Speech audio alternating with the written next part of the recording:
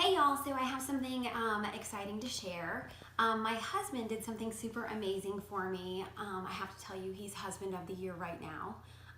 He's actually filming this video, which is pretty cool. But what I have to say is about 6 weeks ago, we got a 3D printer. It's a 3D Ender Pro. And so I had to research all of these different methods on how to make a cookie cutter, how to do the actual like STL with the handle, then the wall, and then the actual cut edge. And it was a great kind of process because it made a cookie cutter and it was really simple and it was really great. So it all worked out fine.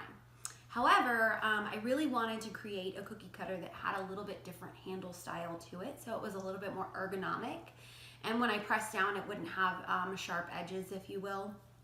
So what he did was he created a program or a plugin, if you will, with Fusion 360 to where I can click a button and it can basically change everything so that it just makes the cookie cutter. So really all I have to do is the sketch and then click the button and it creates the cookie cutter. So let me show you what I'm gonna do. So basically, I already made this heart sketch. You can sort of see it here. What I'm going to do now is I'm going to go to Tools. Then I'm going to go to Add-ins. Cookie Maker is right here. This is what my husband made for me. I'm going to hit Cookie Maker and then Run. Now you've got all of the different parameters that you can change of this particular cookie cutter. The first parameter is the cutter handle size, which is down here. That's what you're actually going to grab to use your cookie cutter.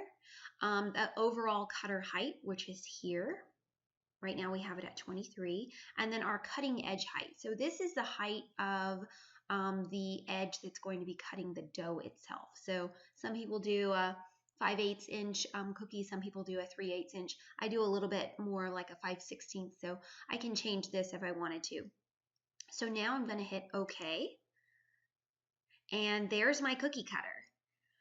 So now I'm ready to go ahead and print this. So I need to have this ready to go in Cura. So if I hit OK, Cura is going to go ahead and come up.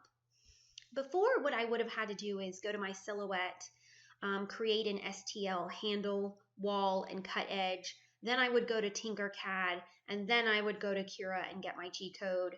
Now I'm sort of using Fusion 360 to do everything, and it's passing it to Cura, and there's my cookie cutter. And all I have to do is hit slice and